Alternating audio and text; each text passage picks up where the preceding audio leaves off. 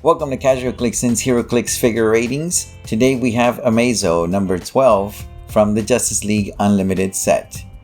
Amazo is playable at 4 different point levels, but the one I'm going to be reviewing is going to be the one at the 125 point version.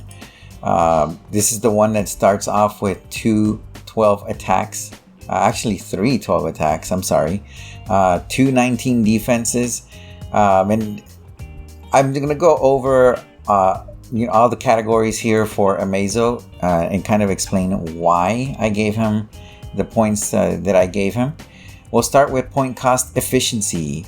As you can see, I gave him 3 points for point cost efficiency. To be honest, he actually started with 2 points point cost efficiency. I kind of changed my mind when I did some researching as to how good those 125 points really are. And this is something that I found that I thought was pretty interesting. Using HC Realms, the units section, their amazing search feature, which I recommend you all use to find useless information like this. There are 14 characters ranging from the 100 to 125 point cost that have an attack value of 12, a defense value of 19. But out of those 14, only 3 of them start with that stat line. The rest of them have something like the Hulk, where they get stronger in between, or Bizarro, where they get stronger at the end. So out of those 14, only 3 of them start with 12 attack, 19 defense. So Amazo is one of those 3. Here's something that's more interesting, that out of those 3 characters that have that particular stat line, Amazo is actually the only one that has 3 attacks, right? 3 clicks of 12 attack and 2 clicks of 19 defense. He's the only one in that point range category. I didn't go beyond that point category. I didn't think it was necessary because I only needed to test up to 125 points, which is what I'm rating him as. So, seeing as how that was a pretty unique find on my end, I went ahead and gave him the 3 points. Maybe you can make an argument to 4 points, but for now I'll stick to 3. The potential damage. This is kind of a no-brainer to me. Honestly, he has 5 clicks of 4 damage. 5 clicks of 4 damage. That's not including his high attack value and the fact that his trait, the power adaptation, can allow him to copy up to 3 standard powers, because we're rating him at the 125 point value, and at that point value he can choose 3 standard powers instead, right, instead of 2. And just imagine the possibilities, range combat expert, close combat expert, blades flurry combo. I don't know, even just a flurry, adding a flurry to his dial is 4 damage flurry with 12 attack. You're almost guaranteed 8 damage somehow. So to me, it seemed a no-brainer to give him the full 5 points for potential damage. Just off his base damage alone is pretty solid. Adding to that, the fact that he can add more powers just puts him over the top. As far as utility, the same thing. I mean, I've used him and he can switch roles so quickly. He can go from being a primary attacker, like using hypersonic speed, running shot to stay, far, to just all of a sudden, if you need a tie-up piece, hey, give him combat reflexes and something else, and he can go tie someone up.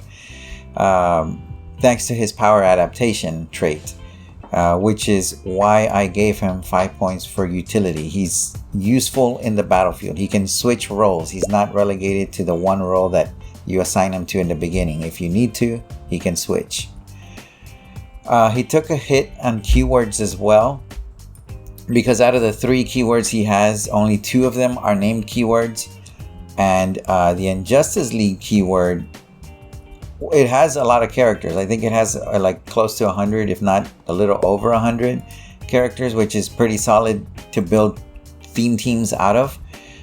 The other one though, Project Cadmus, that was introduced in the Justice League Unlimited set. But this is the first time that it's been introduced into the game. So I was pretty excited when I saw that it was going to be a keyword in the game. And I was actually hoping that Amazo, of course, would have Project Cadmus, and he does. And I can kind of build teams with the scientists and Amanda Waller, Dr. Emil Hamilton, Lex Luthor, Captain Atom, which is okay. It's not a great selection because, again, it's only on the Justice League Unlimited set. So that's why I gave him a 3. Even though the Injustice League keyword is a solid keyword, Project Cadmus is hopefully this is just the first of many more to come. Although I doubt it. But wishful thinking on my part. Going on to special powers and traits. I think I've mentioned power adaptation a couple of times already. And it's just that good. I mean, I can't not talk about, Amazo and not bring this power up, because this is what makes or breaks him. That he's very malleable, that he can switch roles, and it's a very unique power. Of course, not unique to Amazo because that's what he does, but in general, like in Heroclix, this is a unique power that allows you to choose 3 powers and use them each turn because it's a trait. I think that's very unique. That's why he got the 5 points. Movement. This I gave him 5 points as well for the same reason as potential damage. He's got a solid stat line. He does. What helped him is that he has flight, of course. That's a big boost to someone's movement. It helps them get over places that, people, characters or figures without flying wouldn't be able to do. Without flight, I wouldn't be able to do. On top of that, again, that trait, power adaptation.